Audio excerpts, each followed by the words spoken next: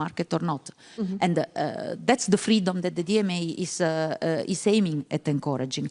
And we saw some early signs of new ideas, of startups, of innovators coming our way to say, like, wait, I'm going to use this particular opportunity to offer a new service.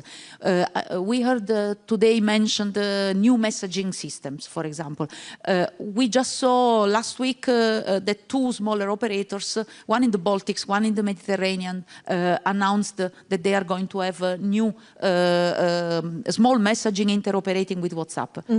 Or new connected rings for doing payments. I mean, ideas that we didn't even know were there, but that now they are enabled by the fact that we have started our work, which is not finished. But still, yeah, still, the minister, Roland Lescure, he said this morning that we need to challenge the DMA.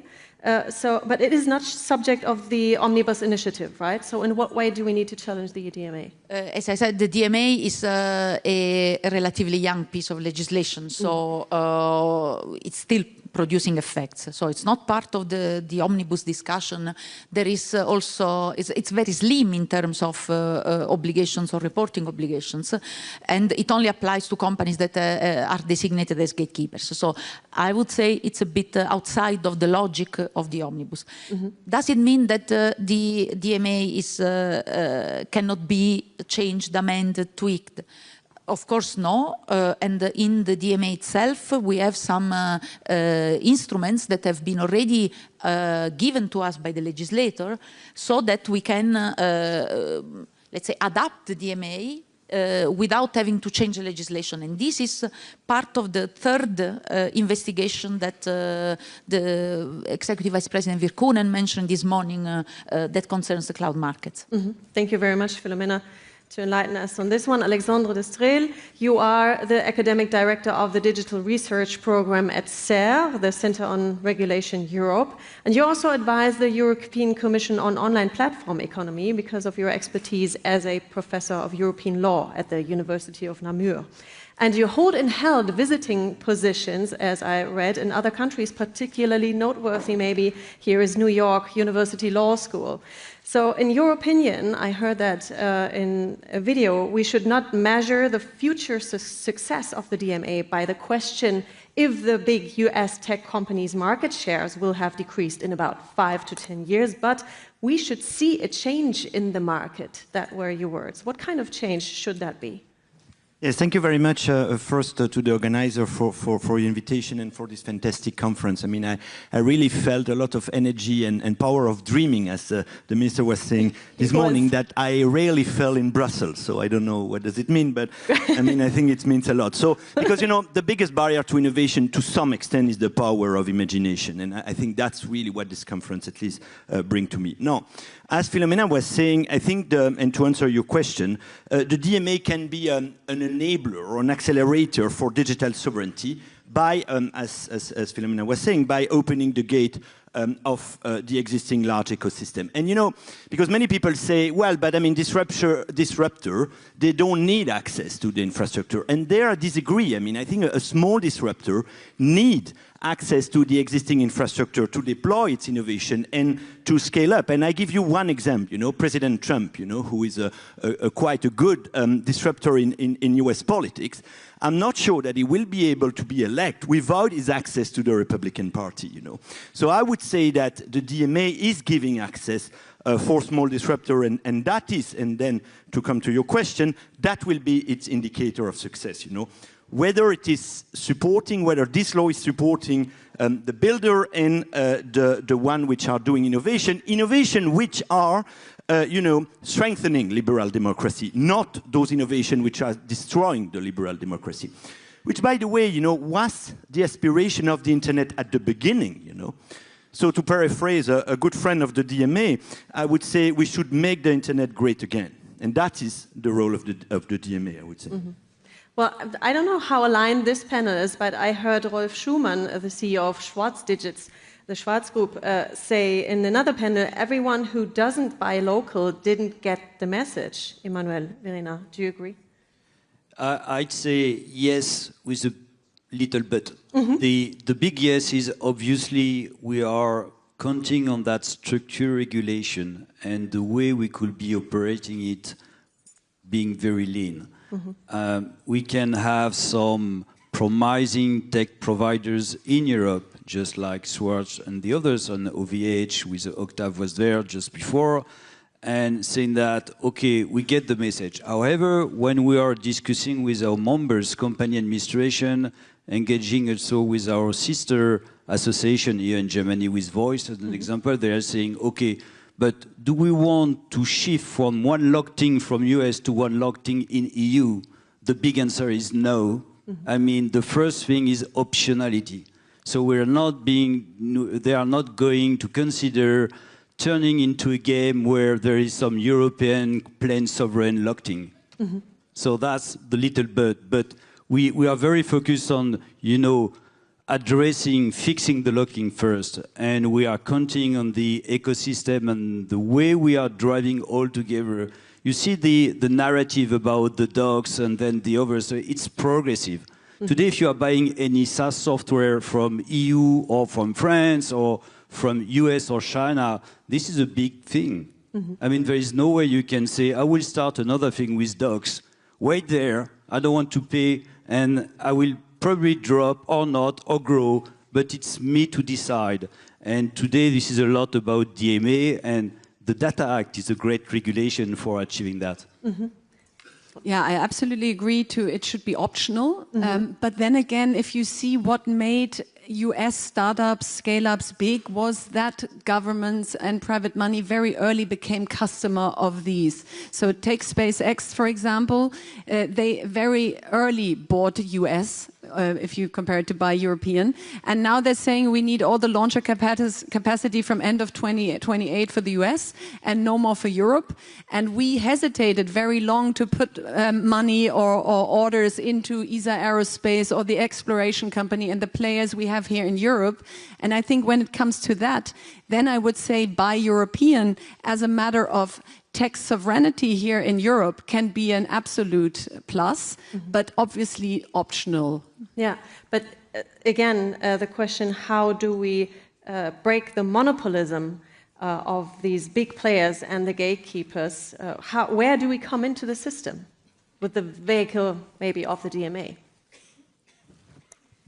Well, the DMA as a philosophy, as I was saying before, is to create opportunities. So what the DMA does is to create some openings in the closed ecosystems that exist today.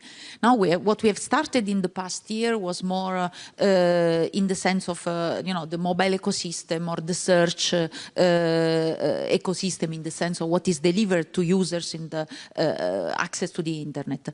What we are starting also today, and the Executive Vice President referred to it, is to look into infrastructure as well. Because if we want to be serious about sovereignty, we cannot ignore the role of infrastructure. Well, luckily, the legislators 3 years ago, when they adopted the DMA, they were forward-looking. They put infrastructure also in scope of the DMA.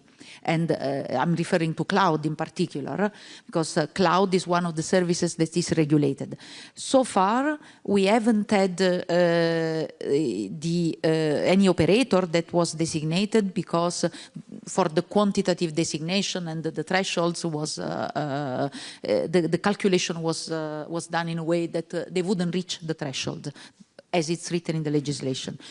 But what we can do, and we are doing starting today, is to look into the market and how it works, to see whether in particular the services offered by Microsoft Azure and Amazon with AWS are the so-called gatekeepers, so that they are an indispensable gateway. And we heard today references to the outages, for example, but also how many of the companies, I'm sure many of the companies that are present here, they they rely on the services of, in particular, these two operators to provide their own services to end users.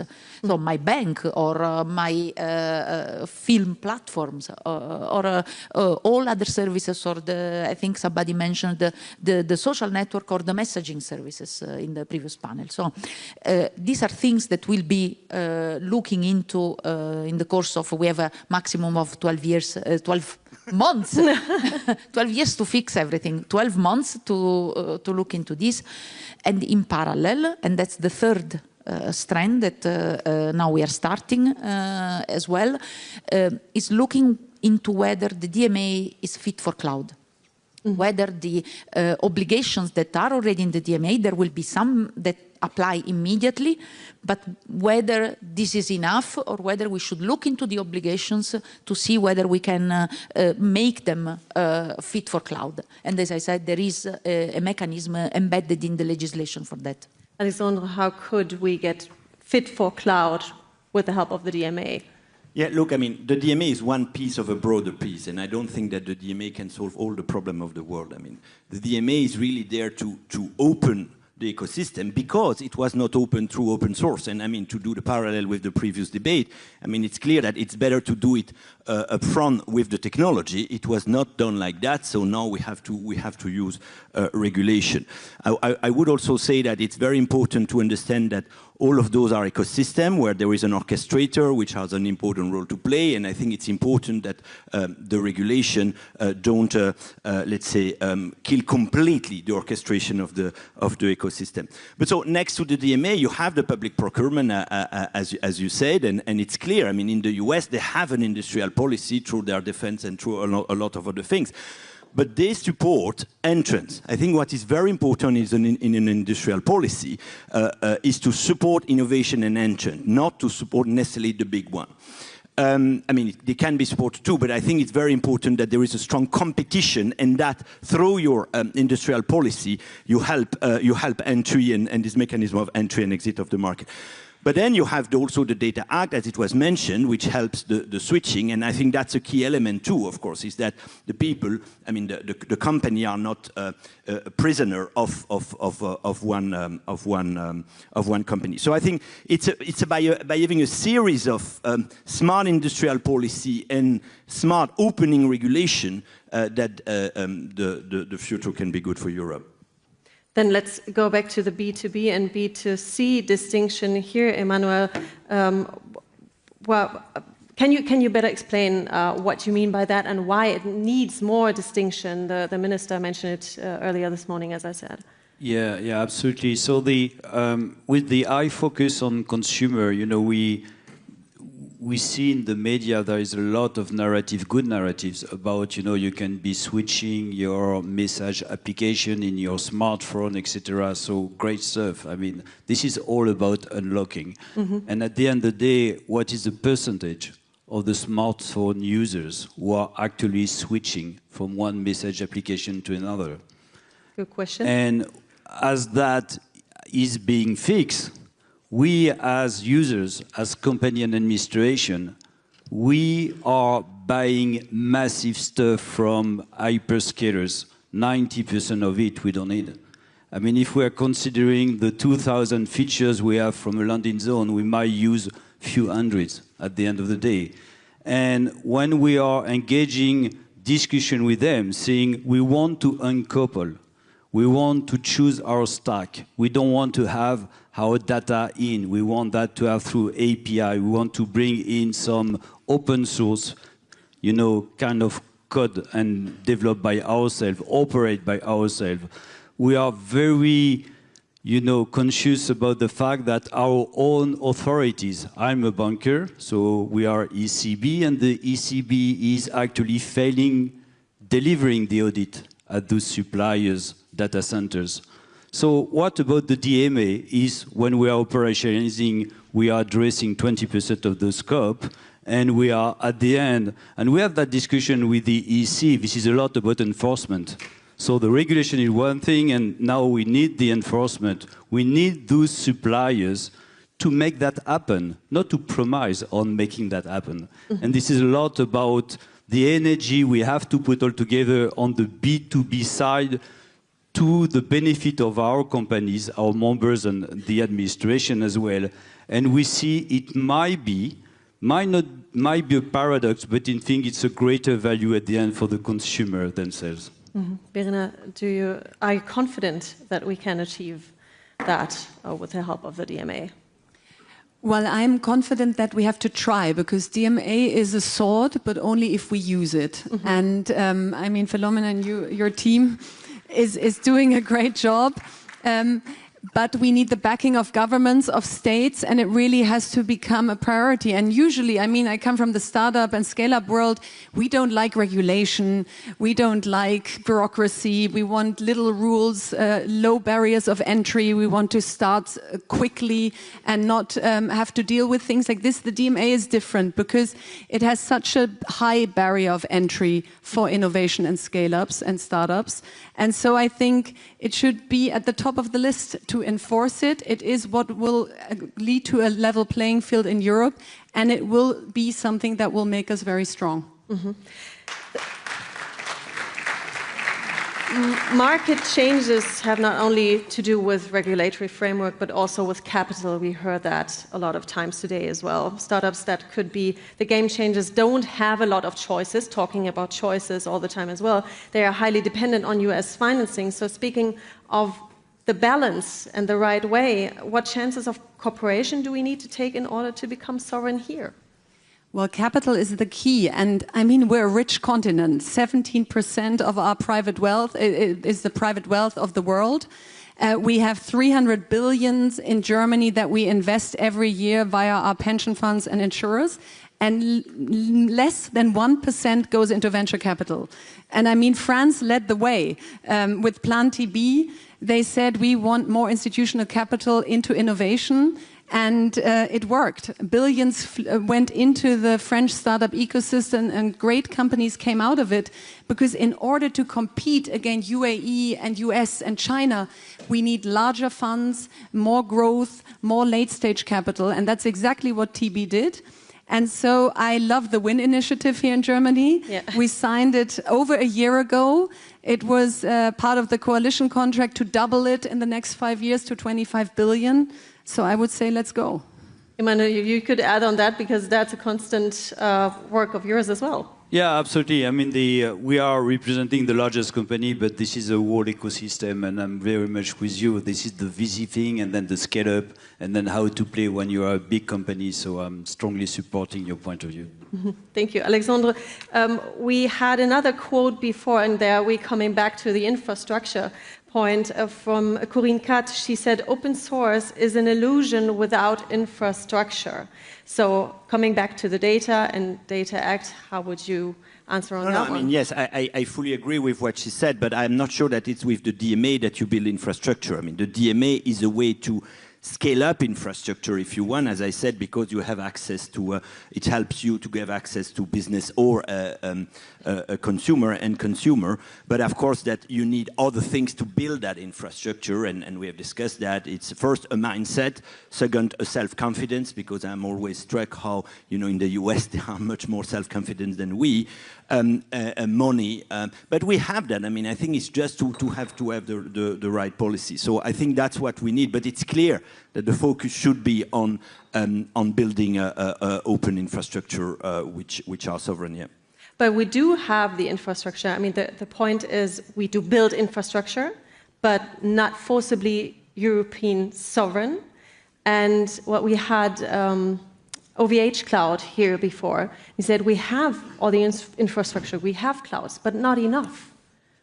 Yeah, no, but I mean, it's clear that it needs to be built more. We need to accelerate, and as you say, I mean, the key word here is modularity. I think that's one of the, let's say, power of digital is this possibility of modularity, and I think that's where we can be good at, and that's where regulation. But again, I mean, I don't want to overplay the role of regulation. Can help to get to that modularity. It can also help the people to choose. And you know what I would like to see, you know, from the Commission or from the big tech is you know, we have maybe, you have seen those choice screen, you know, where you can choose at some point a new browser or a new search engine and so on. But, you know, they come all at different time, and so it's very complicated for us to think about that, and for the competitor to make an advertisement campaign around this. So I think, you know, maybe what we should have in Europe is a kind of annual choice day, you know, where all those choice screen will be shown at the same time, and it will be maybe our liberation day.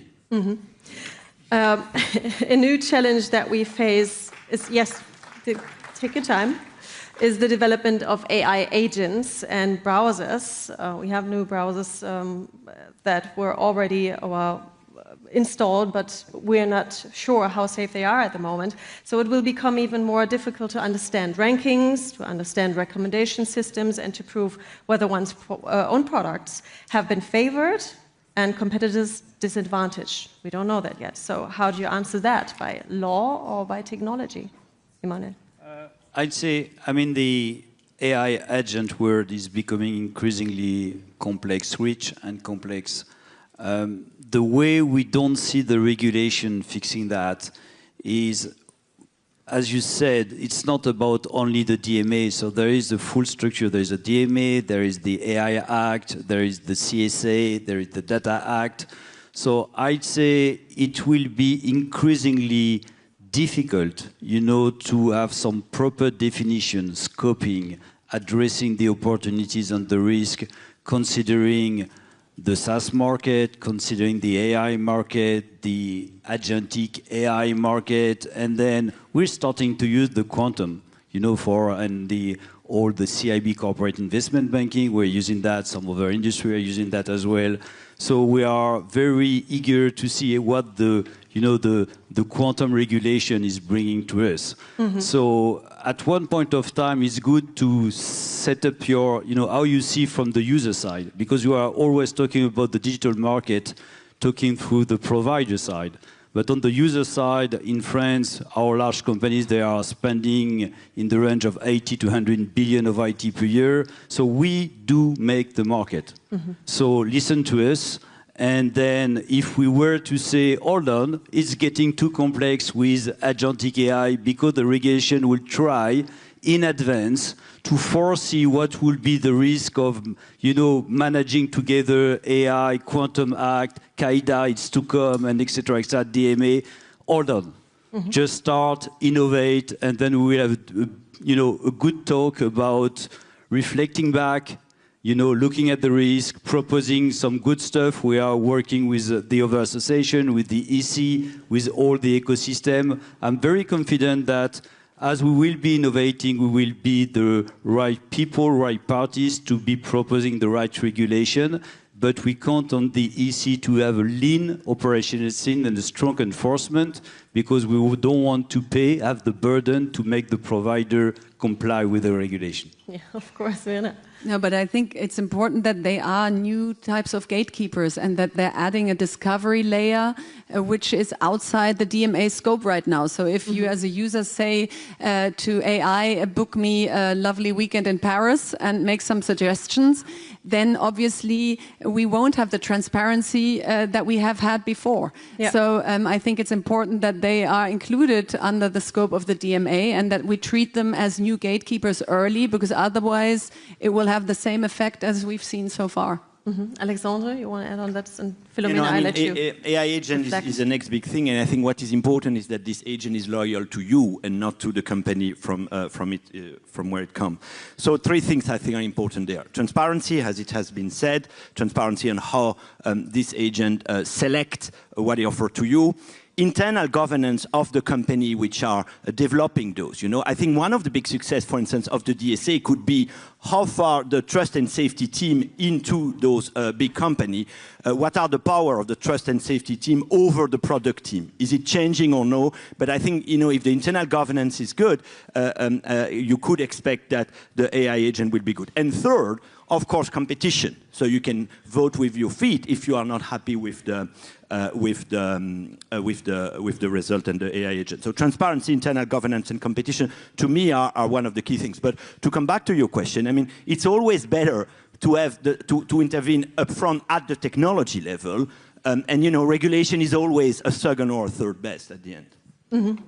But, well, Philomena, you might not share that one, but the question for me is, you said that the DMA is a rather young regulation or rather young framework, but can regulation react that fast? I mean, this is what the Omnibus initiative tries to react on, actually, but still, how can we get to an iterative process that really can react on these market changes? It's a very important point. It's the future-proofing point that we have tried to address, but also given that as you recalled before, I was involved in the process that led to the adoption of the DMA itself. It was very present also in the mind of the legislators when they discussed the DMA. And that's where there are certain future-proofing elements that are already embedded in the legislation. But to give an example more to the ground of what we are talking about, so the agentic AI. Now, I cannot agree more that it's not the DMA that is going to make Europe an AI powerhouse, but I believe, and I think this panel shows that there is some kind of consensus that there is a big role to play. So how? That's the question. Mm-hmm. Now, the way, if we see at what let's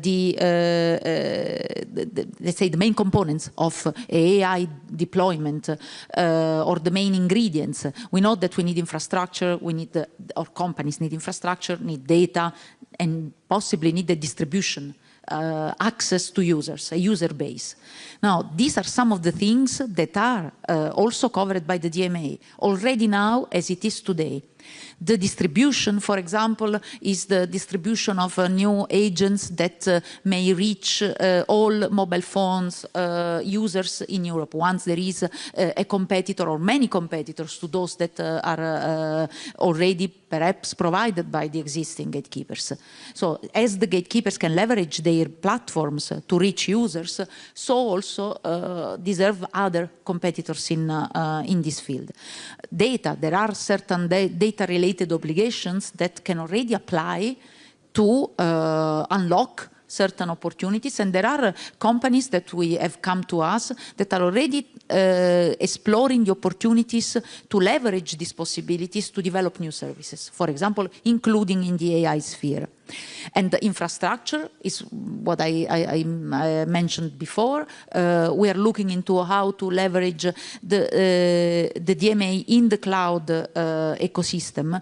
And there, linking to a point that you made before about B2B, cloud, as if not only cloud operators, there is a whole ecosystem that uses or relies on cloud services to provide services to companies that then reach end users. So we are even 2 layers before the end users. Mm-hmm. And this is also part and parcels of what we are looking into in the DMA. And I'm thinking of the CDN that were mentioned before, but also all those innovators that provide services that rely on cloud, for example, to create bridges for multi-cloud, mm-hmm. or other types so that need APIs or other interfaces with the cloud. So there are certain things that we can do already with the DMA as it is today, because luckily, or by a forward-looking approach adopted by our legislators, they put in the DMA formulations that are tailored and targeted, but at the same time adaptable to the changing technologies. Mm-hmm. Thank you. Well, there's one last specific example I'd like to make, because I heard the word been dropped here on this panel, quantum, and it was dropped on the other panel, and there was a French colleague saying that with quantum, we might not only catch up, we can be at the start and at the front. So how could a framework like the DMA secure that we stay at the front of this development? That might be something, besides AI, as the minister said, that we can come back with. Is the DMA a regulation that could help there as well? I would say the same as with AI. The moment, mm-hmm. If you think about if there are technologies that start being embedded in services that are regulated by the DMA, they will be subject to regulation. Now, I was thinking that the perfect quantum regulation is the one that at the same time regulates and simplifies. So maybe that's something that we can think of for the revision of, or the review of the DMA coming up. You know, that would be the dream come true. But how do you think will quantum change the discussion about AI and maybe the markets as well? I think there are better experts than me in the room to answer that question. But I think that, as you say, thinking a step ahead, leading the way, kind of, to come back to the soccer example, coming with an ambition to playing to win is, I think, what we need now again. Because regulation itself won't lead us in the future. We still need the people, the ideas, the companies that strive. But I think the combination of a very strong European regulation on the one hand with the DMA, on the other hand, a lot of freedom for startups and scale-ups to scale quickly and see Europe as one market, one single market, is the big chance we have. And in my eyes, the time is now. We've been talking about this forever. And that's why I like a day like this. And I hope it sends a strong signal that we're now ready to act. And we've been talking about the Capital Markets Union as well for a long time. So what do you think would be changed when we finally achieve it, actually? That's something you work for as well. Yeah, I mean, we're seeing that we were discussing about quantum, and the way to consume quantum is going to be software. I mean, we are very much proud and focusing on the core capability, just like data center or chips or GPU. But at the end of the day, the massive new market above quantum is all about algorithm, software, and all the talents we need to bring in to take the benefit of that. And this is where, you know, the alignment between the market, so the unified cap market, the ecosystem of the great tech providers in Europe, and the new one to grow on the software side. And specifically, we want DMA to structure the market for them to have better chance to become our champions in Europe. And as large company, we will be very pleased to encourage and to buy from them, thanks to the DMA, unlocking the position we have with the US tech providers, still having some buying and some activities with them, but a much better balance to our benefits. Alexander, you want to add to the, no? Okay, all right. So to sum it up and focus on the DMA, what exactly needs to be changed or simplified in the wording or objectives of the DMA in order to address the issues that have just been raised, Alexander? I would say the thing I would advise to do is for the Commission first to maintain and maybe to step up the enforcement as it has been said. So Philomena, continue your work and do it more, and also maybe to indicate more clearly what will be solutions which are acceptable in terms of compliance. So you did it under the DMA with the specification decision on interoperability. You did it under DSA with the children protection. I think it's good that the Commission indicates, you know, what needs to be done. For the national authority, I think they should have awareness campaign for the small business user of their right, because many people don't even know that. You know, and so, you know, this DMA can only be livable if everyone is playing its role. You know, Philomena and her team cannot do that alone. So it's clear that awareness campaign by national authority, which are closer to the business user, could be done. And finally, as I said, I would like to see a liberation day, you know, every year, you know, you have the choice screen, everyone has at the same times, and then you can choose whether you want to move or not. Thank you very much. Verna, what do you think? What exactly needs to be changed? I think we need more backing from the governments and the states and more leadership from the top. And so I liked it very much when Chancellor Merz said yesterday at another event that he agrees that Germany should be a startup nation, because that's what Macron said a few years back, and it changed everything for France. I mean, I already mentioned Plan TB. Those of you who've been to Station F, it's not just an impressive building, it's absolutely impressive how many startups, scale-ups and companies come together there and how much capital it attracts. And even symbolic things like inviting scale-ups to the Élysée Palast is something that matters, because if you can see it, you can be it. And so I think the DMA is strong as it is, but now it needs the backing, especially also from Germany, to say we really want to enforce it. Okay, so it needs to be really put on a shelf, on a desk. Do you agree that we need an information campaign, something that people can... Well, I think it's a very bubbly subject. Yeah, like talk about the DMA at a dinner party and nobody will listen. Yeah.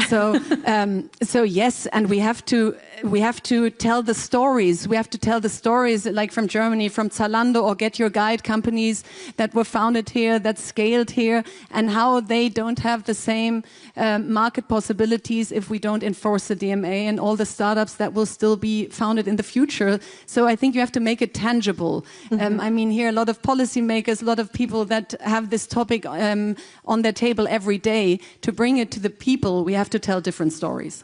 So how can we tell different stories, Emmanuel? What would be stories? I mean, the stories are practical use cases, and you know that as part of the association, we are actually bringing in 4,000 collaborators, people from our companies and administration. They're working together to, you know, practically, this is not a think tank, this is a do tank. So we are how to put in place the DMA, how to put in place the AIAC, how to turn that into benefits. So they are all sharing practical use case from their industries, and they are cross-fertilizing.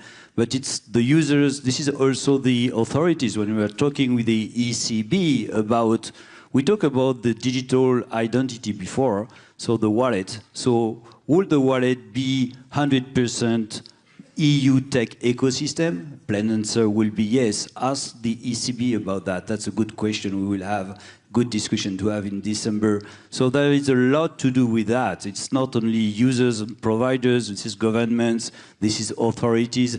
The whole ecosystem has to listen to use cases, not regulation by the book, because it's absolutely accurate, well-defined, but at the end of the day, this is day-to-day situation, even for the companies, so we should be working more on that. So you don't agree that we should challenge the DMA or change anything? I say that focus on the B2B side, simplify the way the enforcement is being done, but tackle the way some providers not meeting with the expectation, and then support the companies, the small company, the large company administration, do some communication, support all the use cases, and whenever there is some sovereign features, just like the wallet and the others, please be 100% aligned with the guidance coming from the regulation, because anything that will be 20%, 60%, sometimes 80%, the opposite of what the guidance are coming from the regulation is absolutely killing the trust. And this whole thing is absolutely anchored in a trust-based relationship between all the players. Filomena, let's talk about DMA literacy at the end, because it was said that we need information campaigns. I mean, there's something you must wish for, that all the work you have put into this, all the effort, needs to be spread out in the world. How does that happen, and how do you work for that as well? I think actually this is one of the most important aspects which we have been reflecting as well. We've been talking to market participants, because I mean the regulator in a way is not credible. If I'm telling you, we are doing great things, you say, yeah, sure, of course you are doing great things, that's you who says it. But if they hear it from the market itself, like I liked very much one small developer, a young guy who wrote a blog post, and then he said, I finally could do this, I don't know if it was a game emulator app that I was always thinking about, and what else have we been missing that we didn't know before? And these are the stories that we would like, me personally, but I think also I speak for my team, would like to hear out there. What else is possible now, has been possible already, that was not possible before the DMA. This is what we are in touch with people, we are with innovators, we hear their stories. But I think what we also need is multipliers. The multipliers in the countries, because it's a bubbly subject. I totally agree. In Brussels, we can keep talking about Article 6, Paragraph 7 of the DMA and be happy with that. But what we need to hear is, as I said, the story of the small Spanish company who's now producing rings that connect to the devices of the gatekeepers and are offering services that were never there before. So stories, indeed. Real people, the real entrepreneurs who are taking advantage, multipliers, your associations, the governments in the companies. So we always need to come from the user's perspective and then find the right channels. Are there any other suggestions for the right channels? Filomena mentioned the multipliers, the associations. Alexandre, what would you suggest for the right channels to take to inform people? Yeah, take the mic. Those are conferences where you have the tech entrepreneur, because of course they don't have time to go to a legal conference or to pay a lawyer. So I mean, you have to go at the source, and I mean they have to make this thing a living thing, you know. But again, I mean, I don't want to overplay also the role of the DMA. I think it's just one piece among many others, and I think it's only when we manage to bring every piece together that the things will change, and our let's say entrepreneur could strive. Emmanuel? Yeah, I say, well, as we simplify, all the regulation could be turned into something that can become a competitive advantage. So when we are, if the ecosystem of the startup and the scale-up, we can be closer to them to explain, because at the end of the day, when we are engaging with startups or small companies as a large company, the first thing that kills the thing is the burden of compliance, and they say we can do that, we cannot do that, etc. And we say, yes, but if you will be able to do that, you will be the first choice with a great contract. So why your VC has not advised you about targeting that compliance topic, that we could open up a large market in that industry? And we were focused on our product, we want the product to meet the market, etc., etc. But listen to the users. Yeah. And the users will tell you that we're spending as much on the compliance that we're spending on the feature. So if you are tackling with your innovation the compliance thing, you are number one. So I think it really could be an advantage, and we are very much supporting that in the market. It's just kind of a switch in the story. Could be that easy. Verena, who do you talk to find channels to promote regulation, but also deregulation, and how do you think we need to find more communication channels? Well, I mean, I'm an entrepreneur myself, but with the Startup Association, we have over 1,200 members. And obviously, this is something that matters to them. And we talk about the real-life examples. Where is my ad not seen? Where is my service not coming through? So it's not paragraphs we talk, it's more real life. And then obviously we have the power to push it towards governments, policymakers, to make sure that we, as I said, see that this is like probably the strongest sword we have in terms of level playing field. And at least that's something that we have it. Now we just have to use it. Okay, so last question. What would be the next steps, the next immediate steps to take to get the DMA just in the place he needs to be, Filomena? Well, first of all, I take back to Brussels and to my team everything that I heard today, because it was a very, very insightful full day, hearing all the different, not only the ministries, the representatives of the ministries, but also the entrepreneurs, because you see really the problems on the ground that have emerged. I take the call for leadership that we need. And we need a collective leadership across Europe. This is not about the Commission leadership. It's about, and that's what you said also, governments is at the local level. It's a collective leadership towards the same direction. I take the call for a stronger but simpler enforcement. So that's the quantum enforcement. But I will look into how to make this happen, of course.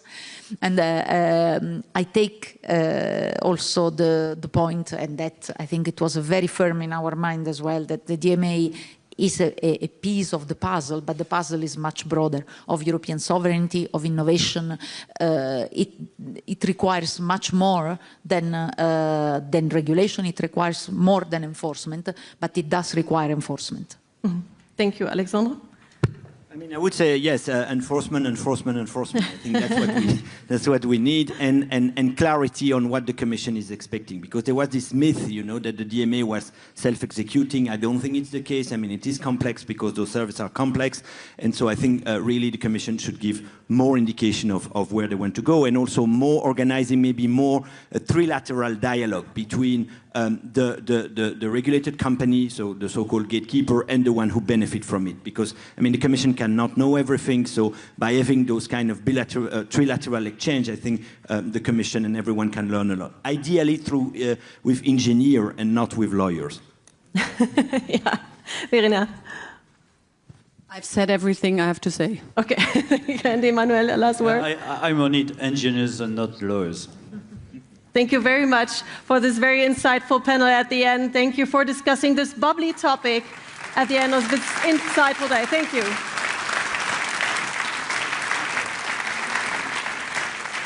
So we've almost come to an end. This was a very insightful day. We heard the call for leadership. I think that goes out to everyone here in the room.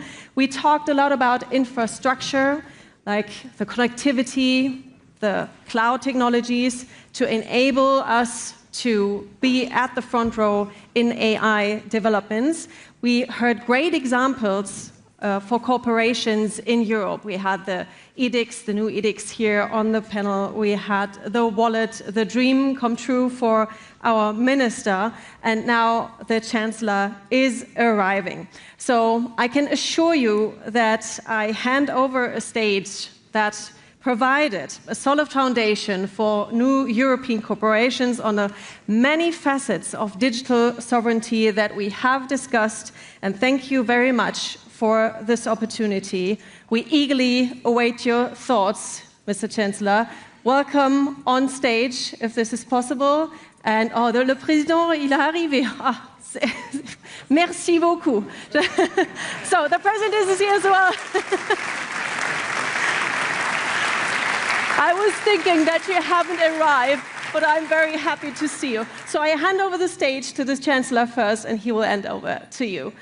Welcome, Friedrich Merz.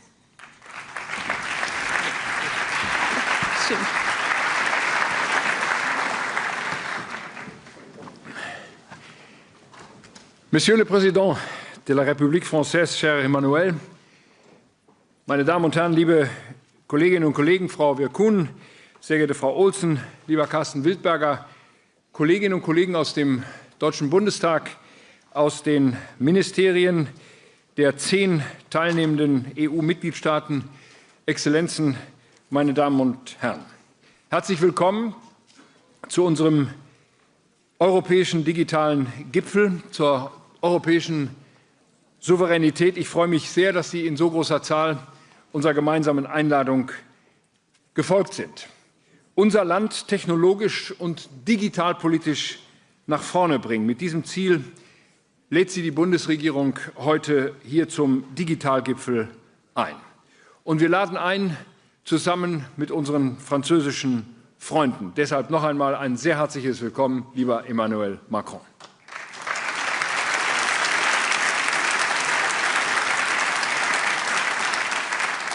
Meine Damen und Herren, die Idee zu diesem Treffen heute entstand im Sommer, als wir uns zusammen mit den beiden Regierungen in Toulon zum deutsch-französischen Ministerrat getroffen haben.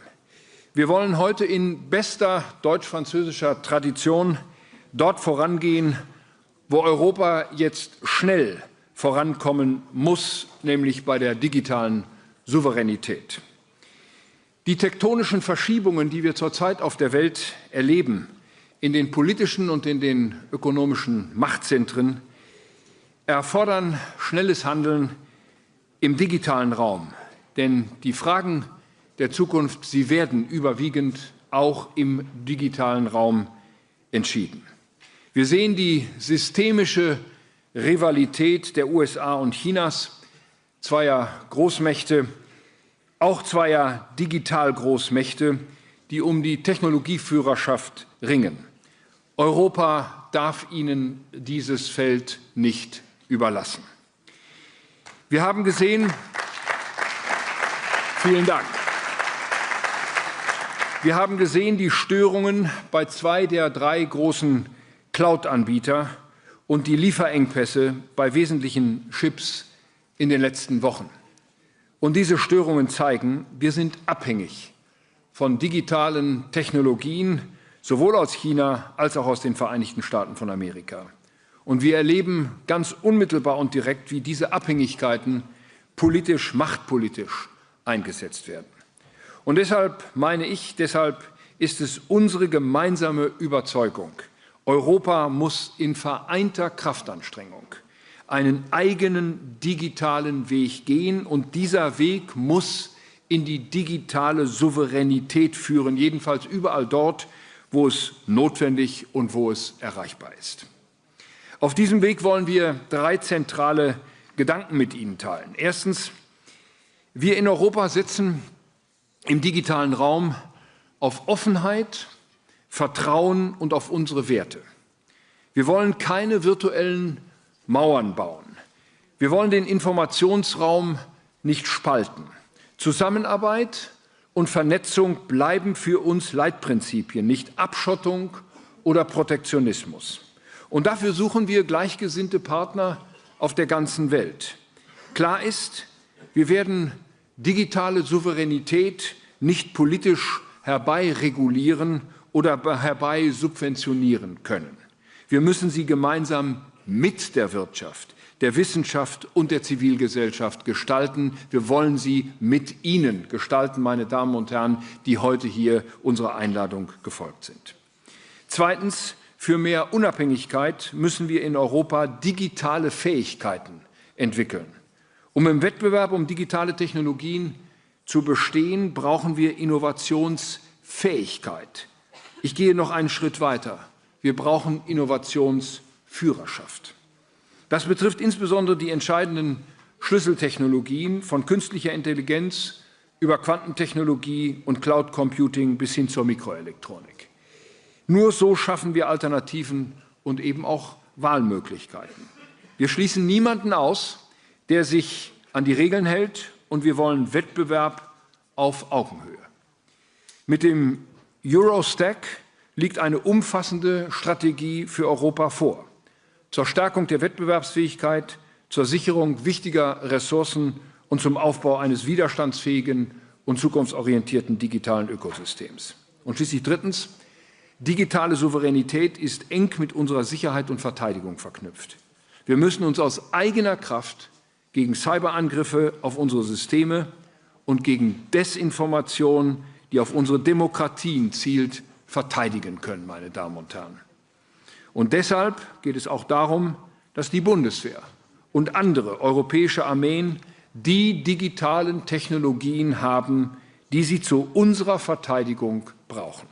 Und dass wir diese Technologien tatsächlich beherrschen und dann einsetzen, wenn wir sie brauchen. Es geht darum, dass wir resilient sind. Das heißt, dass bei Ausfall einer Technologie auch Alternativen zur Verfügung stehen. Meine Damen und Herren, um den europäischen digitalen Weg gemeinsam und erfolgreich zu beschreiten, tragen unsere beiden Länder, tragen Deutschland und Frankreich eine besondere Verantwortung. Und dies ist wahr, allein schon aufgrund unserer Größe und unserer Wirtschaftskraft.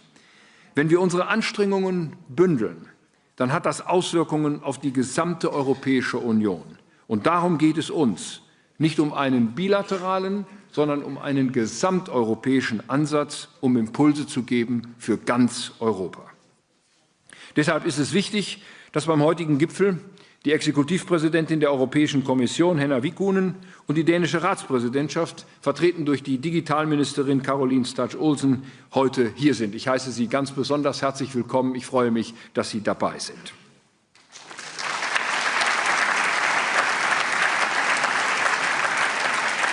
Denn, meine Damen und Herren, das ist unser Bemühen.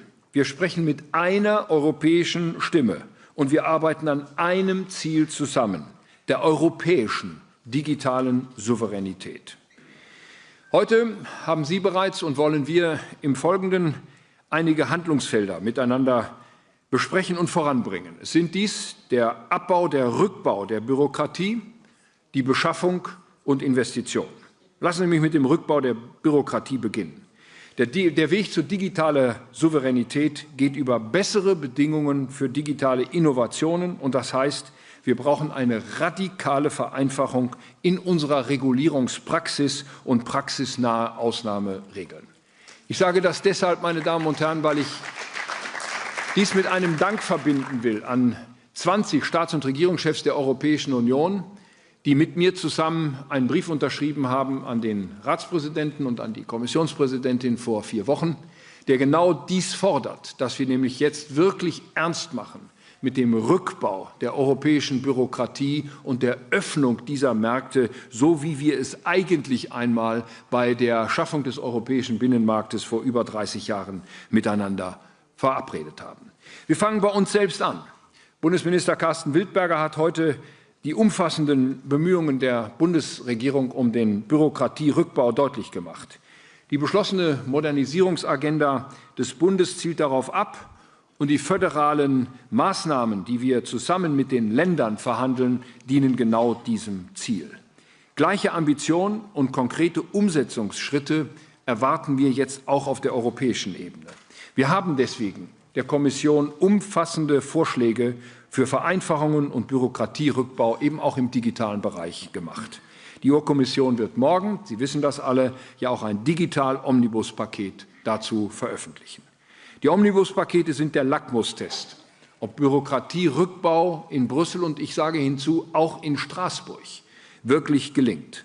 Unnötige Regulierung in der Digitalgesetzgebung in der EU darf europäische Innovationskraft nicht hemmen. Das bedeutet nicht, dass wir das Schutzniveau absenken wollen, aber wir wollen mehr Freiheitsräume öffnen. Wir wollen mehr Möglichkeiten zur technologischen Entwicklung und Gestaltung schaffen. Im Zentrum der digitalen Souveränität steht der Umgang mit Daten. Und hier sehen wir folgende Prioritäten. Zum einen müssen wir weiterhin den Wettbewerb im zentralen Cloud-Markt stärken. Ich begrüße ausdrücklich, dass der Digital Markets Act auch auf große Cloud-Anbieter anwendbar sein soll, sobald sie als sogenannte Gatekeeper eingestuft sind. Dann gelten für alle die gleichen fairen Regeln. Zugleich können europäische Cloud-Anbieter leichter in den Markt eintreten und vom fairen Wettbewerb auf Augenhöhe profitieren. Und zum anderen, wir müssen kritische Daten der EU-Mitgliedstaaten durch souveräne Infrastruktur vor dem Zugriff Dritter schützen. Um es deutlich zu sagen, hier geht es nicht darum, irgendjemanden auszugrenzen. Es geht vielmehr um Resilienz und Datensicherheit in Europa. Und gleichzeitig ist dies ein Angebot an die europäischen Cloud-Anbieter: Investieren Sie, wir brauchen Sie. Wir denken auch über weitere Anreize nach. Präsident Macron und ich sind uns einig, wir wollen denjenigen, die souveräne Clouds für die Speicherung ihrer Daten in Europa nutzen, mehr Flexibilität bei der Nutzung dieser Daten einräumen. Und dann zur Beschaffung. Bei sich anfangen heißt auch, unsere Bundesverwaltung wird ihre digitalen Produkte und Dienstleistungen noch viel stärker europäisch beschaffen. Wir machen den Staat zum Ankerkunden für souveräne Arbeitsmittel in der öffentlichen Verwaltung. Wie in der Modernisierungsagenda vorgesehen, werden wir in der Bundesverwaltung in den nächsten 3 Jahren souveräne digitale Arbeitsplätze zur Verfügung stellen. Denn der Staat muss seine Arbeit auch in Krisenzeiten stabil ausführen können. Erste Behörden, wie zum Beispiel das Robert-Koch-Institut, sind bereits umgestiegen, und auch im Bundesministerium für Digitales und Staatsmodernisierung, schließlich auch bei mir im Bundeskanzleramt, sind Komponenten aus dem Open Desk bereits im Einsatz. Diese Anwendungen sind ein Beispiel für unser Vorgehen.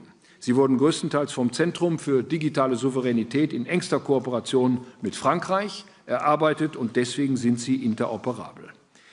Mit dem neuen europäischen Konsortium für strategische digitale Gemeinschaftsgüter, das heute vorgestellt wurde, meine Damen und Herren, können wir solche Lösungen jetzt auch europäisch anbieten, austauschen und skalieren.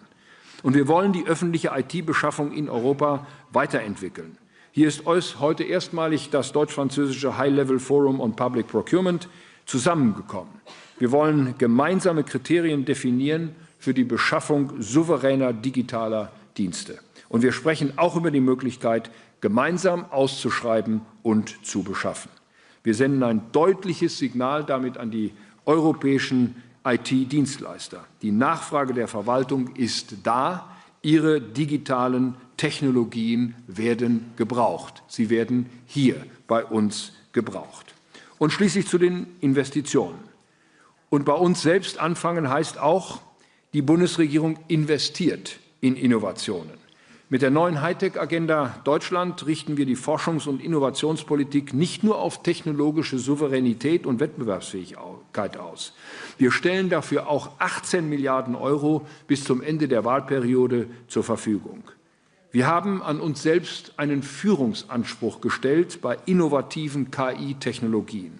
Deshalb wollen wir gemeinsam mit Frankreich und mit der EU-Kommission die Entwicklung souveräner europäischer KI-Modelle voranbringen.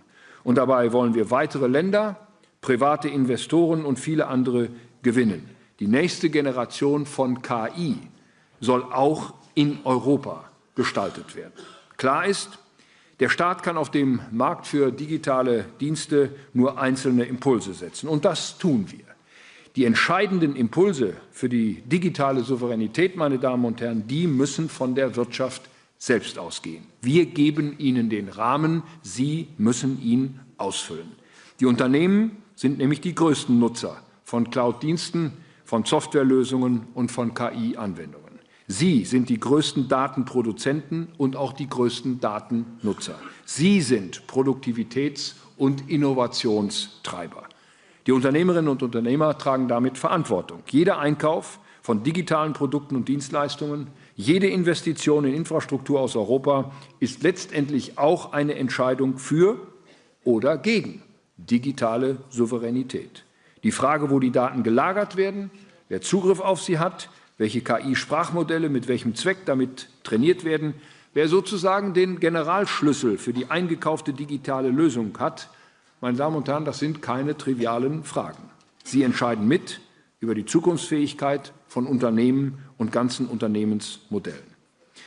Ja, digitale Souveränität, meine Damen und Herren, hat Kosten. Aber die digitale Abhängigkeit hat noch höhere Kosten. Und die Wirtschaft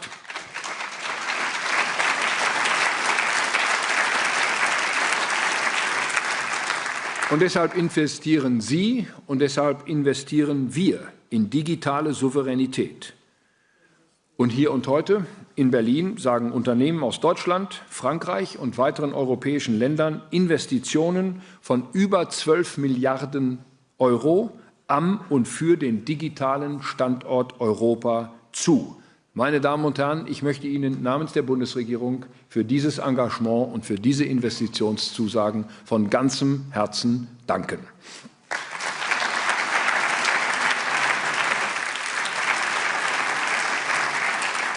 Sie sehen, wir machen uns nicht erst heute auf den Weg zu europäischer digitaler Souveränität. Wir sind bereits unterwegs, aber dieser deutsch-französische Gipfel zeigt, wie kraftvoll und wie innovativ wir sein können, wenn wir im Zentrum Europas den starken deutsch-französischen Motor anwerfen.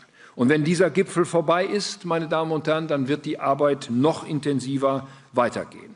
Zusammen mit Frankreich werden wir die Punkte aus der gemeinsamen Wirtschaftsagenda umsetzen, die wir uns vorgenommen haben. Im digitalen Bereich legen wir einen klaren Fokus auf souveräne KI und Cloud. Heute Vormittag habe ich in Halle in Sachsen-Anhalt das Max-Planck-Institut für Mikrostrukturphysik besucht. Und davon nehme ich vor allem eines mit. Deutschland kann im Schulterschluss mit anderen europäischen Partnern führend werden bei Technologien für unsere digitale Souveränität. Wir haben schon viel erreicht in Deutschland. Wir haben die Standorte, wir haben die Mitarbeiterinnen und Mitarbeiter, wir haben die Forscherinnen und Forscher. Lassen Sie uns daraus gemeinsam etwas machen. Eine der weltweit führenden KI für Bildgenerierung etwa kommt schon aus Deutschland. Und die US-Tech-Firmen sind Kunden, nicht Lieferanten. Große Konzerne und Start-up tun sich für digitale Innovationen zusammen.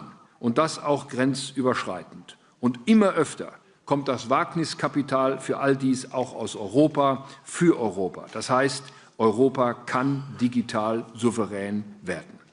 Meine Damen und Herren, lassen Sie mich abschließend ein Wort zum Kapitalmarkt sagen. Wenn wir erfolgreich sein wollen, dann müssen wir es nicht nur technologisch wollen, dann müssen wir es auch über den Kapitalmarkt können. Und deswegen habe ich gestern auf der Eurofinance Week in Frankfurt dasselbe gesagt, wie ich es heute hier noch einmal wiederholen möchte.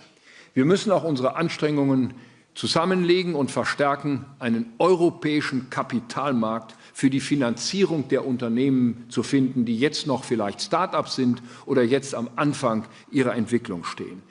Emmanuel Macron und ich sind entschlossen, auch diesen Weg in den nächsten Wochen und Monaten gemeinsam weiterzugehen, so dass wir in der Lage sind, diese Innovationen, diese Investitionen auch über einen gemeinsamen integrierten europäischen Kapitalmarkt zu finanzieren.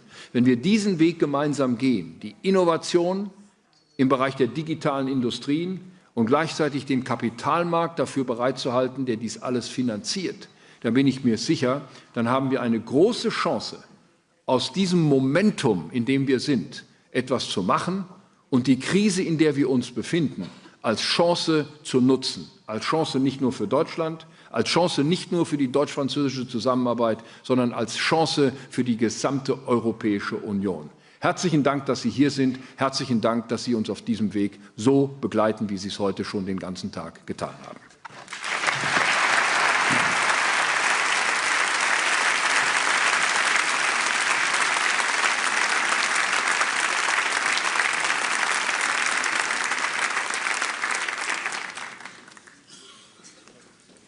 Yeah.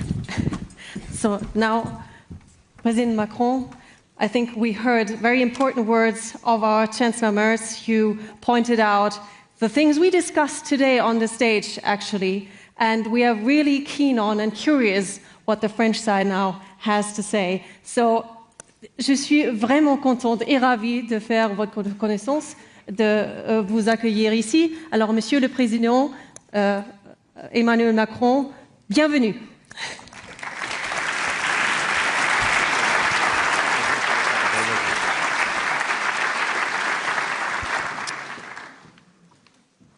Monsieur le Chancelier fédéral, dear Chancellor, dear Friedrich, Commissioner, Ministers, entrepreneurs, investors, ladies and gentlemen, thank you very much, Friedrich, for this opportunity to be here with you and with our entrepreneurs and investors and academics and ministers for such an important event. And let me first apologize, Madam and everybody, for my delay. I'm responsible for that. But I wanted to welcome in France Boalem Sansal, and I want to reiterate my greeting and my big thanks to the German diplomacy and to you and President Steinmeier for your incredible help. He's back. Thanks to you.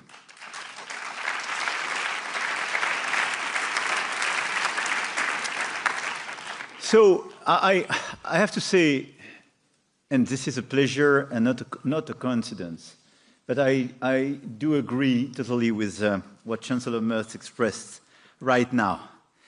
And indeed, we are together completely convinced that we have entered a technological race in the digital field, which clearly affects the pillars of our society.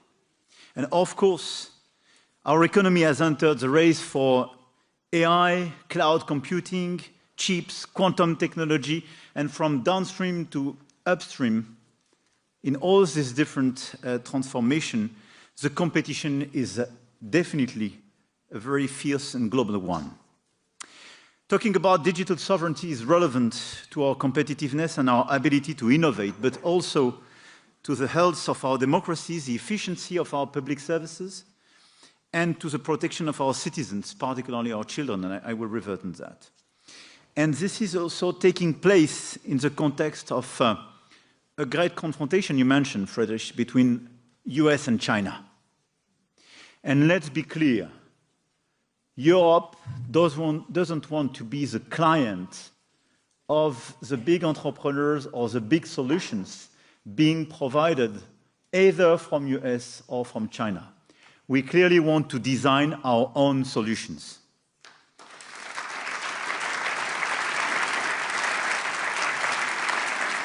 Not to say that we don't want to cooperate. Being more sovereign and more independent doesn't mean you want to be in autarcia. No, but it means on the key pillars, on the key building blocks, you want to preserve your sovereignty. And this is just a refusal of being a vassal. And indeed, there is a short-term cost not to be a vassal, because you have to reinvest. You have sometimes to take very bold decisions to be sure you will not create new dependencies or preserve existing dependencies. But I think it's very important for us. This transformation presents us with a twofold challenge. Innovate to remain competitive while protecting our data, our infrastructure, and more broadly, our sovereignty. And this is this agenda of innovation and protection, which is not protectionism, which is so important, where probably we prioritize during the past few years regulation of our domestic players. And this is what we have to change. We have to innovate before regulating, and we have to protect not to be overwhelmed by the non-European competitors. And this is the right approach, according to us, in order precisely to deliver this digital agenda. Germany and France are convinced that this challenge can only be met collectively at European level, in a spirit of unity and shared responsibility. And thank you once again for this summit, this invitation, and the opportunity to be together, to have our commissioner and so many ministers and the current presidency. Because if we let the Americans and the Chinese have all the champions, one thing is certain. We may have the best regulations in the world, but we won't be regulating anything. This is why our willingness is clearly to do everything we can to build European champions on the different key building blocks, key elements of our digital strategy, and to deploy an holistic approach, as you perfectly phrased it. I would like to take this opportunity to highlight some of our achievements first, before going to the top priorities of this summit. First of all, I want to remind all of us that we have very strong assets. And having framed the discussion by insisting on this fierce competition with China and US, I really believe that till now we underestimated what we can do together as Europeans. First, we have a 450 million consumers market, and this is a huge asset. And this domestic market is not to be underestimated.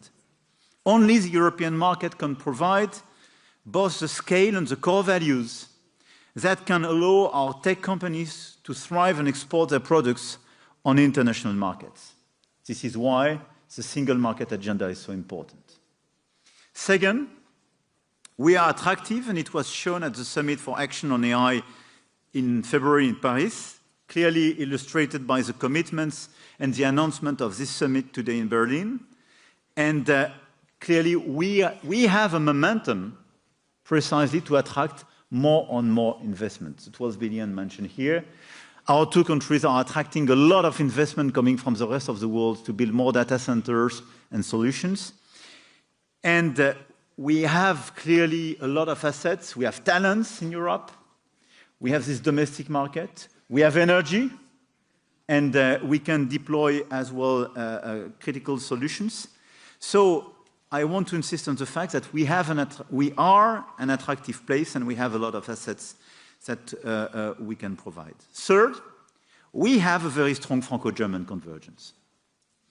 This summit on European digital sovereignty is a concrete result of the agenda that we set during the Franco-German Council of Ministers co-chaired in Toulon during the end of August this year, and which allowed the adoption of 8 roadmaps in the key critical sectors necessary to our competitiveness and around 30 flagship initiatives.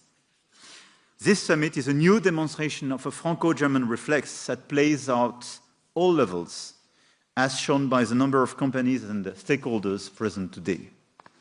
Fourth, we have also managed to develop remarkable tools at the European level. And this is an asset. In a world where technology is much faster than legislation, these tools do not yet allow us to ensure the ambition of European digital sovereignty. But in the current geopolitical context, preserving our digital acquis is of utmost importance. With GDPR in 2018, and more recently with DSA and DMA framework, and the upcoming Cybersecurity Act, the EU is endowed with several key legislations, respecting a fair balance between ensuring ethics, consumer protection, safeguarding democracy, while also favoring innovation and competitiveness. Now what we want to do is clarification on some remaining issue. This is part of the outcome of this summit, and a simplification agenda. But I want to insist on that even in front of entrepreneurs, because this set of very important regulations is an asset. In a democracy like the US, it is not sustainable to have tech companies without any regulation. It's impossible, because you cannot dedicate the strength of your economy to the 7 magnificence, and more than that, you cannot delegate the whole functioning of your democracy to the 7 magnificence. It's unbearable.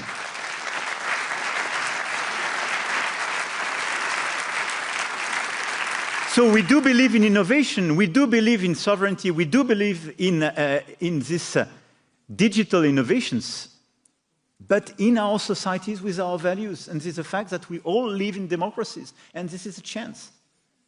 And we are neither dictatorship or autocracies, nor a democracy with a strange collective choice, which is indeed to renounce to any capacity to regulate, because we know the result of that.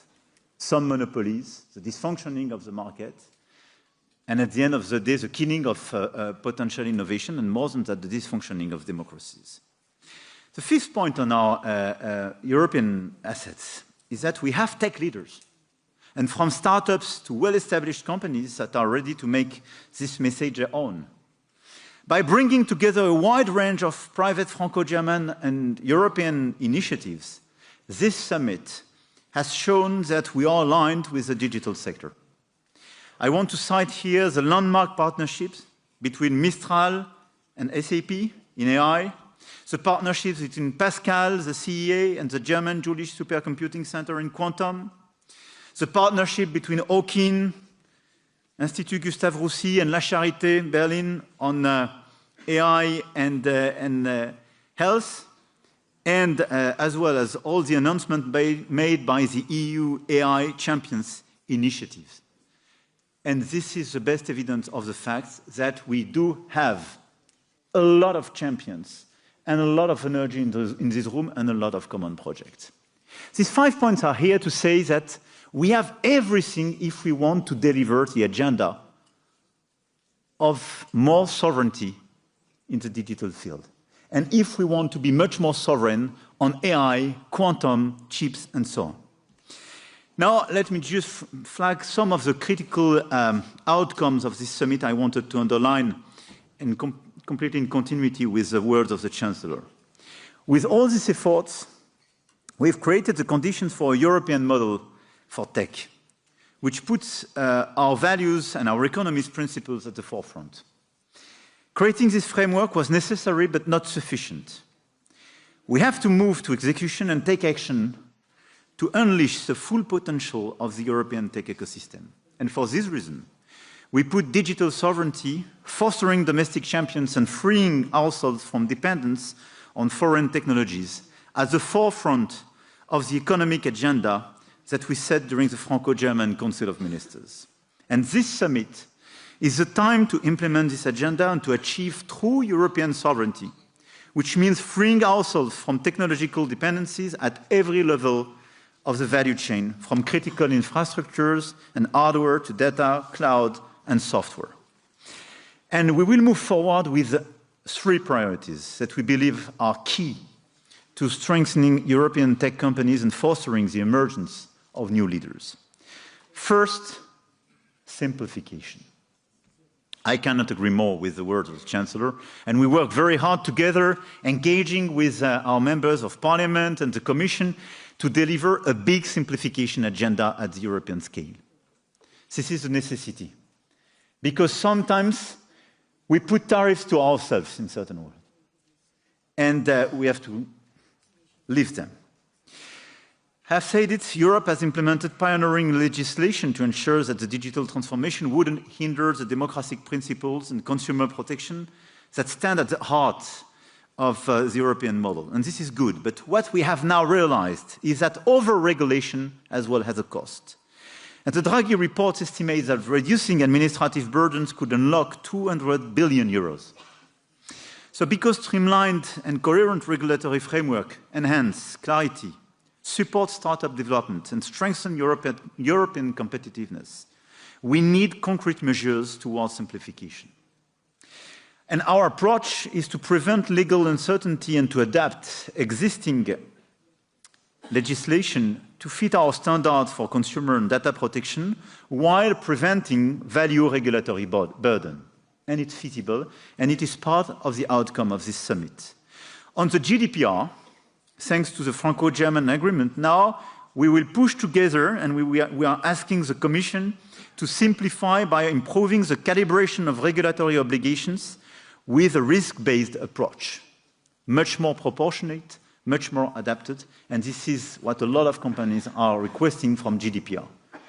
We want to preserve this regulation. It's very important for a series of topics and our values, but we need this adaptation. On the AI Act, we ask for a 12-month postponement of compliance for high-risk AI systems. Necessity as well to use this time in order to accelerate our innovation agenda. And the priorities defined today and the measures that we are taking are part of a wider agenda, as I mentioned, to simplify digital regulation, as well as CSRD, CSDDD, to allow all European companies to scale up. And part of this simplification agenda is as well the deepening of the single market. The most important simplification agenda for all of you is to create a real digital single market.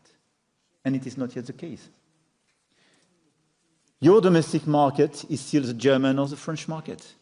And you have to face with additional regulations, other regulators, when you cross the border.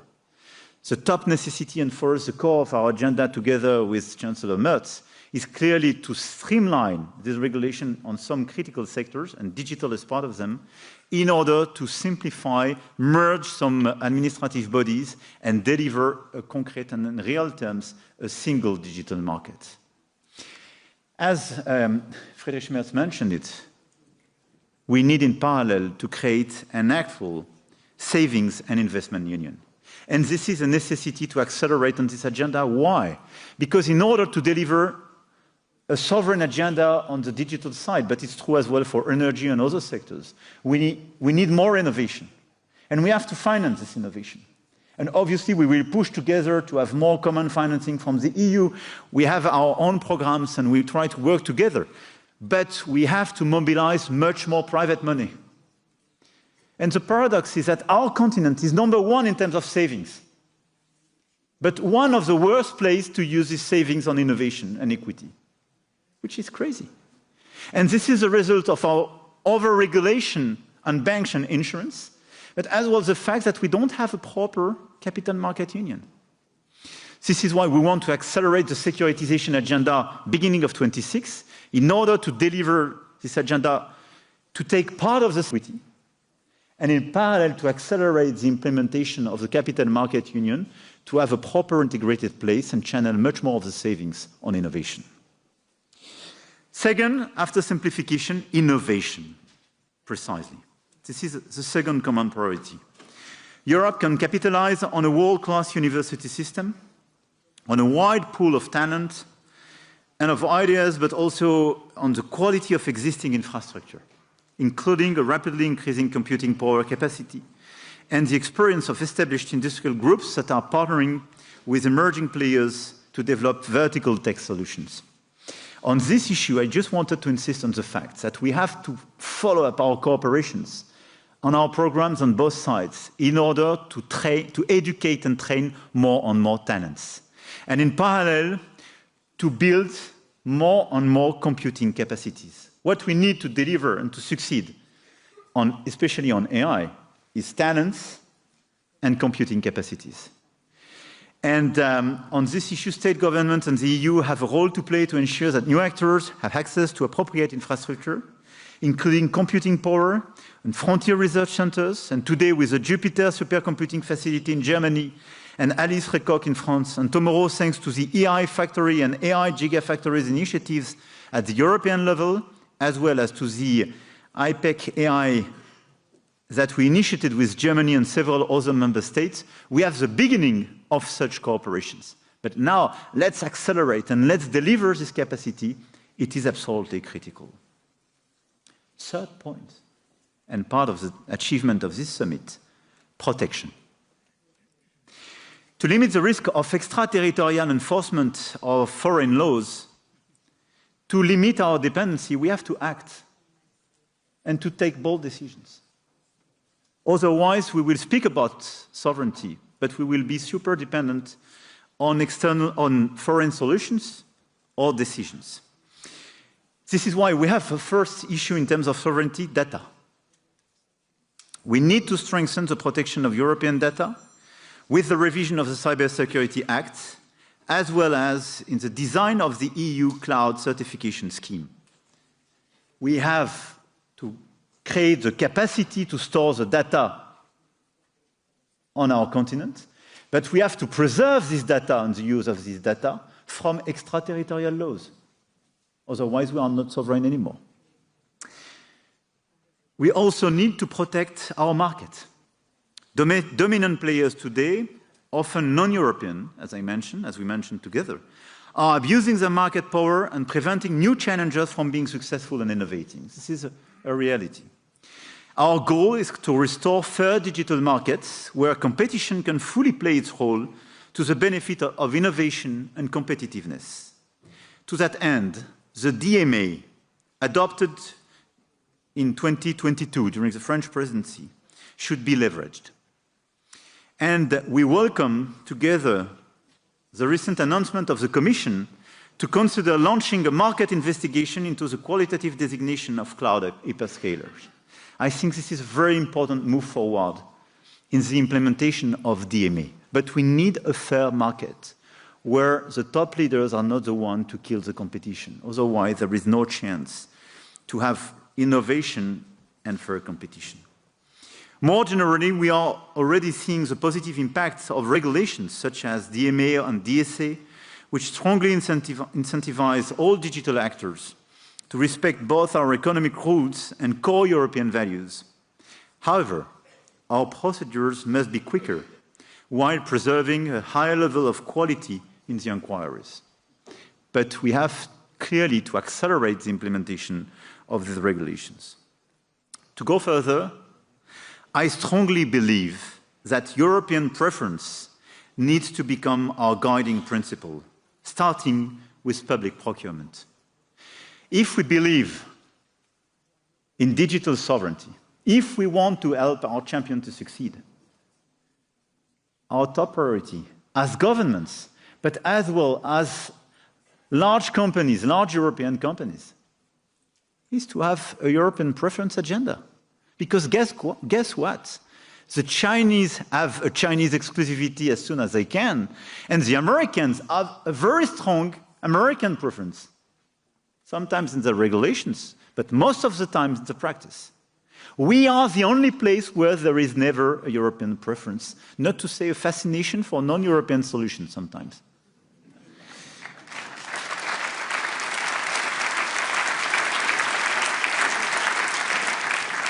And this is why the collaborative work that France and Germany are launching to define the notion of European digital services will be key to the concrete implementation of European preference.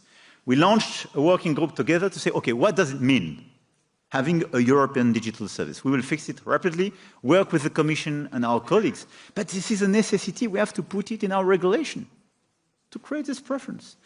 And I mentioned this partnership between SAP and Mistral, but the letter of intent that our two governments signed today with SAP and Mistral is for me a game changer. It will be the preference for an existing European solution which will be used for public administration in our two countries. This is a game changer and for me the role model of what we need. And I do encourage all the large companies, all the local authorities and the governments present in this room just to look at the competitive map each time you want to take a digital solution. Is there a competitive and high-quality European solution? If it exists, take it. Please, take it. Adopt it. Because this is your unique chance to be sure that you will secure your provider with European regulation, that you will prevent yourself from some extraterritorial laws or decisions today or tomorrow. And it will be the best way to help this ecosystem to be competitive.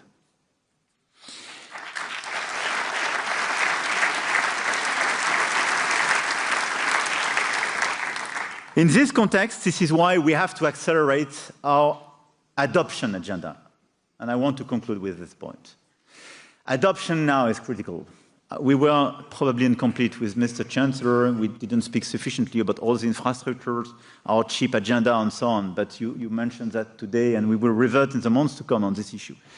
But now one of the critical race where we have to accelerate is that for all the critical players in the different fields of the industry, we have to accelerate the agenda of adoption for AI. It's true for public administration, but it's super important as well for the different sectors of our industry. Why? Because it will be the best way to provide activities and clients to the AI quantum companies. Second, because it will improve productivity and competitiveness of these key players. And third, it will secure the use of GPUs on our soil. But adoption is a new race, and we will have in the weeks, not to say the days to come, the 26th of this month in Paris, the Adoption AI Summit as a follow-up of this one, but it's very important to take very seriously this agenda as well. My very last remark will be to protect citizens in this digital space. And I wanted to flag that in this context of European digital sovereignty because it's part of it, even if I don't want to elaborate today. But if we speak about sovereignty, we should not underestimate our democratic and I would say our cognitive sovereignty. But if you look at our situation today, you give the responsibility of your teenagers who spent on average 4 to 5 hours per day on the social networks. You give the responsibility of the content they are exposed to US private providers or big Chinese companies. And they design the content, they are in charge of the algorithm, they are in charge of the content with DSA and our regulation, but still being implemented. So when we speak about cyberbullying, when we speak about being exposed to pornography, when we speak about having some mental disease, and et cetera, I mean, let's be clear. This is exactly made by these platforms to your children. And we decided de facto to give them this exclusivity. So this is why, if we want to speak about sovereignty, we have to protect much more our children vis-à-vis all these contents and all these platforms. And the agenda of children and teenagers' protection is a necessity for their mental health, for the sustainability of our education system. Second, if we want to protect our democracies and preserve the well-functioning of our democracies, let's regulate as well the content of this platform. Let's be much more demanding. Because, please, don't believe 1 second on the so-called free speech agenda. For me, we don't speak about free speech when the algorithm is hidden and in the hands of very few players, and when they don't implement the laws decided by the citizens of a country. This is the Wild West, not the free speech.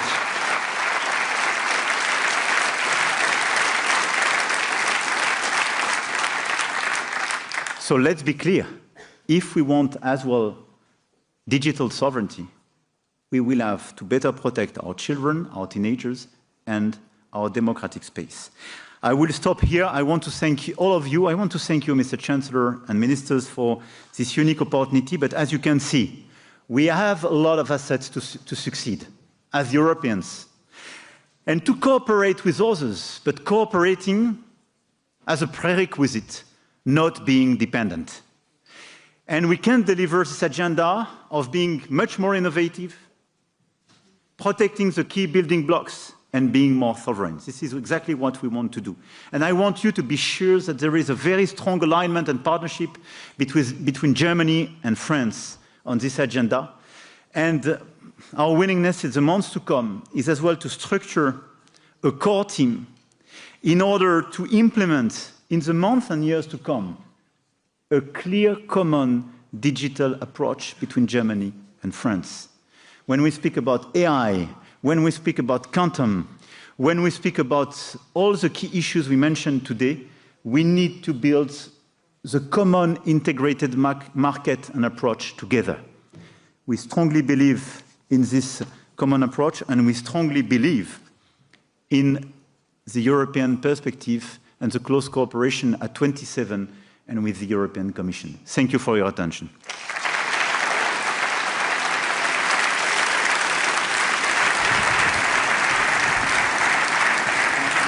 Merci beaucoup, Monsieur le Président. Merci, Monsieur le Président. Merci. Merci. Thank you very much. Vielen Dank, Herr Bundeskanzler. Thanks to everyone. And yeah, thank you to all the numerous guests here in the room as well, from your part, as you are starting right off the work right now, right? Yeah. And I think the first... I think the first ones already leave, and leave for you because you are going to cooperate right now. Thank you so much. Yes, thank you very much. Merci, merci beaucoup. And I ask... Thank you, vielen Dank. Merci. Au revoir. And I ask everyone to stay seated, please, just for a few seconds and a few last remarks. Yes. Thank you again, the numerous guests here in the room, because you are the multipliers we just talked about in the last panel. Yes. And you are the ones who are starting the work right away. As you can see, there are some starting right now, but please stay seated. Stay seated. Use those very few seconds until we have the room to actually leave the room to reflect on today. We've met many very interesting people who are committed to the European idea, who are eager to push the boundaries, push the envelope on European digital sovereignty, and I think that was quite a great feeling to continue on with. Well, I felt a great spirit in this room today, and I hope you take these inspirations, these ideas, talks on corporations back to your home countries, or maybe to some events tonight that take place around the summit. We are